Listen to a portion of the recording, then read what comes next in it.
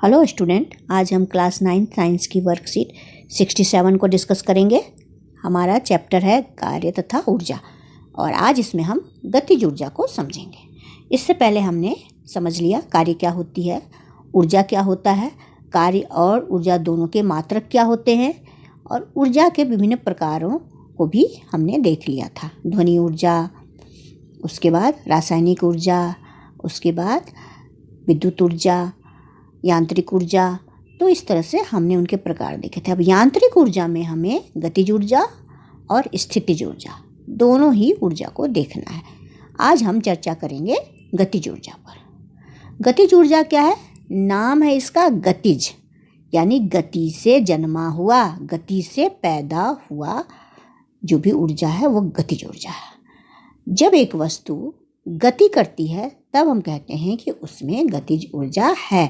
यानी कोई भी वस्तु जिसमें गति होती है तो गति की वजह से जो उसमें ऊर्जा आ जाती है वो गतिज ऊर्जा कहलाती है। एक वस्तु यदि विराम अवस्था में है तो उसमें गतिज ऊर्जा नहीं होगी। क्यों नहीं होगी? क्योंकि ये तो है ही गतिज ऊर्जा, गति के कारण पैदा हुई ऊर्जा। तो जब वस्तु गति में है ही नहीं, रुकी हुई है, तो उसमें कोई भी गतिज ऊर्जा नहीं होगी। अब गतिज ऊर्जा का एग्जाम्पल है क्या? बहता जल, पानी जो बह रहा है, जैसे नदियों का जल होता है, काफ़ी तेज़ी से बहता है तो उससे विद्युत ऊर्जा निकाली जाती है ना, क्योंकि उसमें भी ऊर्जा होती है। लुढ़कता या गिरता पत्थर, एक छोटा सा पत्थर रखा हुआ है, कुछ नहीं बिगाड़ेगा हमारा, लेकिन अगर पहाड़ के ऊपर से वो पत्थर गिर रहा है तो आपके सिर पर लगने पर क्या होगा? आपको चोट आएगी।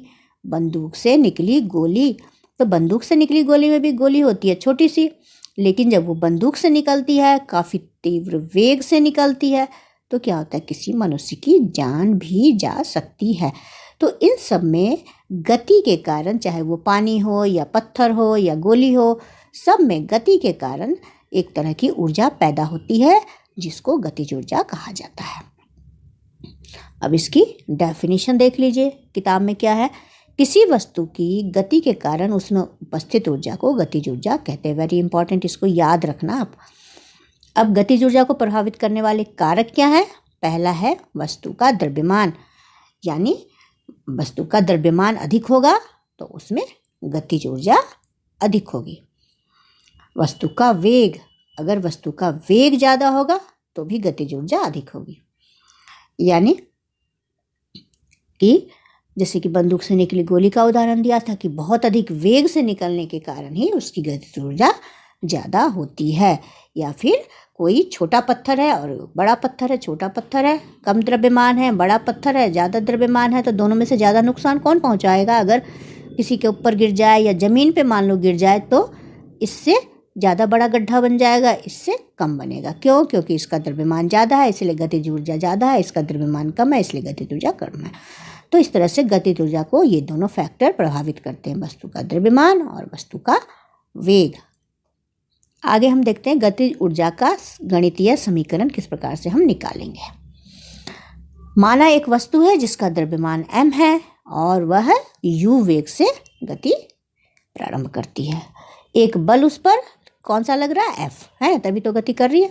और F बल लगने के कारण उस पर त्वरण पैदा होता है और त्वरण के कारण उसका वेग u से बदलकर v हो जाता है और s दूरी तक वो वस्तु बल लगने के कारण विस्थापित होती है।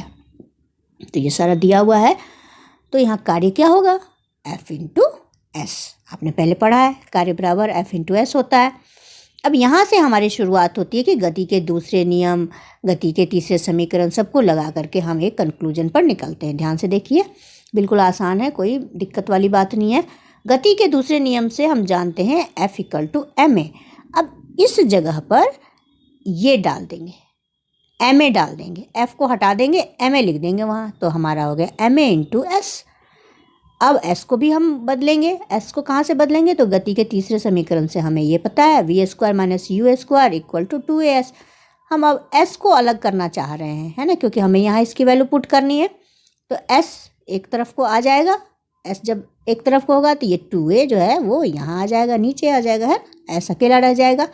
तो ये आ गया आपका इस तरह से v square minus u square by 2a। अब इस वाले में आप वैल्यू s की पुट कर दीजिए। एम ए तो ये था ही, एम ए, और एस की जगह पर एस की जो ये वैल्यू निकाली वो हमने डाल दिया। अब ये क्या हो गया, हाफ एम, और देखिए ये ए को भी हटा दिया, ये ऊपर भी ए है नीचे भी ए है, ये भी कट गया, तो बचा क्या भाई, जो 2 नीचे था उसको इस साइड लाया, 1/2 कर दिया, 1/2 एम, और ऊपर ये बच गया v square minus u square. तो हमारा फाइनल ये आ गया 1/2 m v square minus u square आया। अब आगे देखिए क्या, यदि वस्तु आरंभ में विराम अवस्था में है तो यू तो अपने आप ही 0 हो जाएगा, है ना। तो जब विराम अवस्था से शुरुआत होती है तो जो इनिशियल वेलोसिटी है यानी कि प्रारंभिक वेग है वो 0 हो गया। तो 0 हो गया तो बचा क्या, सिर्फ यही बचा, वी स्क्वायर बचा। तो ये हो जाएगा हाफ एम वी स्क्वायर। अब किया गया कार्य जो है उसको ऊर्जा कहते हैं। तो गतिज ऊर्जा बराबर हाफ एम वी स्क्वायर। ई के जो ये लिखा हुआ है यह है काइनेटिक एनर्जी, है ना, गतिज ऊर्जा, उसको इस तरीके से लिखते हैं। यदि वस्तु विरामावस्था में है, यू 0 है, अतः विरामावस्था में वस्तु की गतिज ऊर्जा 0 होती है। तो विरामावस्था में रुकी हुई चीज़ है तो उसमें तो कोई गतिज ऊर्जा होगी ही नहीं। मतलब हमारा ये डेरिवेशन तैयार हो गया, गतिज ऊर्जा बराबर हाफ एम वी स्क्वायर। इसको अच्छी तरह से समझ लीजिएगा, 1-2 बार लिखकर प्रैक्टिस कर लीजिएगा। अब कुछ एग्जाम्पल ले लेते हैं। एक वस्तु जिसका द्रव्यमान 10 किलोग्राम है, वस्तु एक है जिसका द्रव्यमान 10 किलोग्राम है, 4 मीटर पर सेकंड के वेग से चल रही है, तो इसकी गतिज ऊर्जा हमें निकालनी है। अब जो जो गिवन है सवाल में दिया हुआ उसको इकट्ठा लिख लेते हैं। वस्तु का द्रव्यमान 10 किलोग्राम दिया है, लिख लिया। वेग v जो है वो लिख लिया 4 मीटर पर सेकंड। तो हमें गतिज ऊर्जा का फॉर्मूला लगा देना है, half m v square, half m की जगह पर 10 और v की जगह पर 4 का स्क्वायर।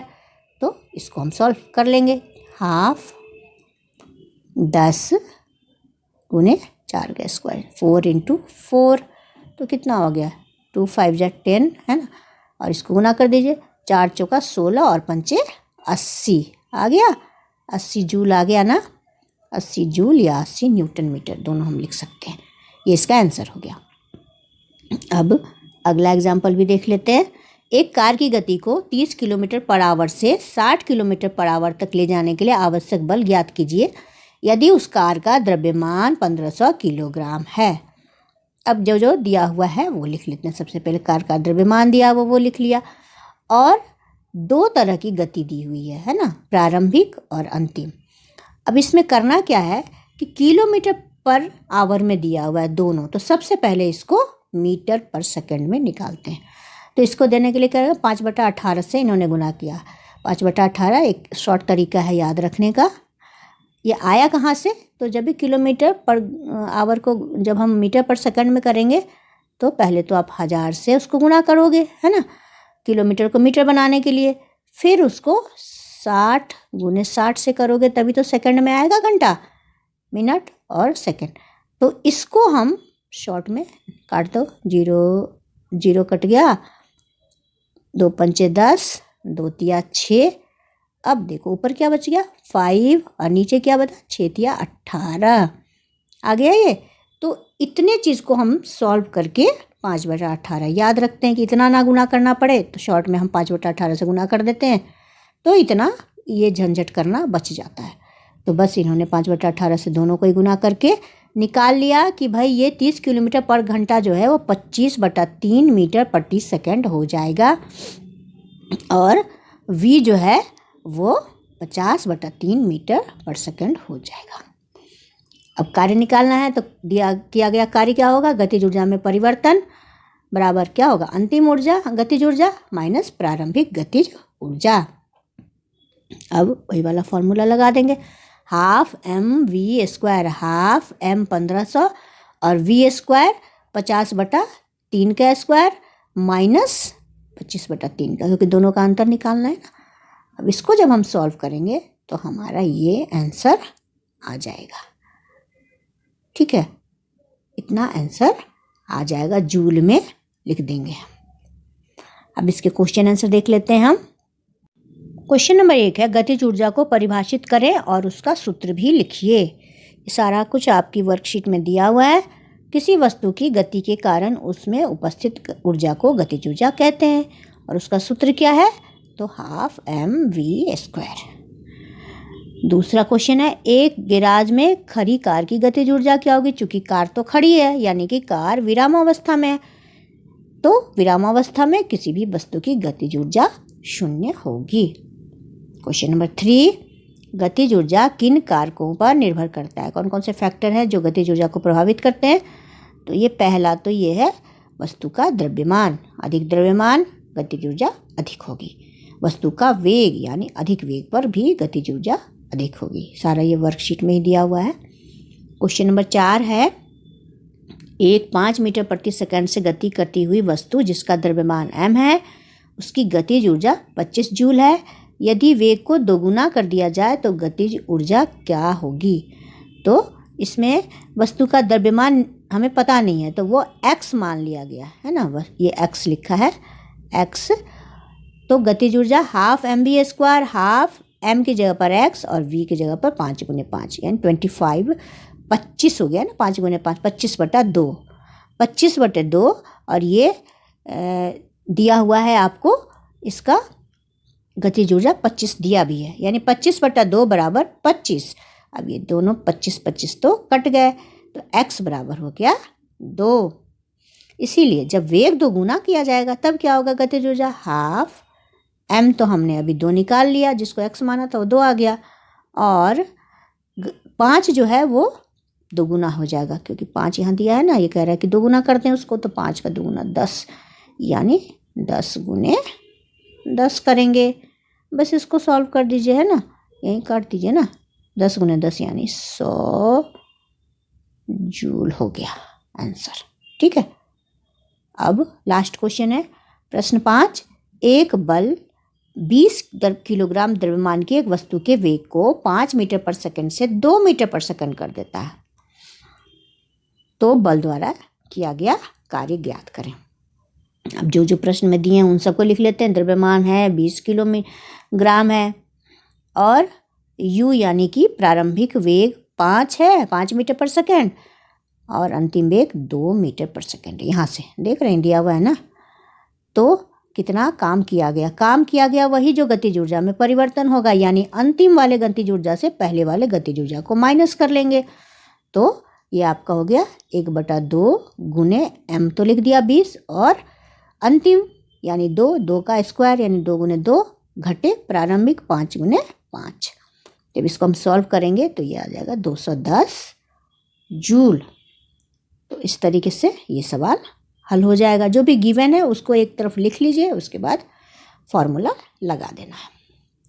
इस प्रकार आपकी ये वर्कशीट फिनिश हुई, और मुझे आशा है कि आपको ये समझ में आई होगी। अगर समझ में आई है तो मेरे चैनल को सब्सक्राइब कीजिए और इस वीडियो को अपने साथियों तक अवश्य पहुंचाइए। Thank you.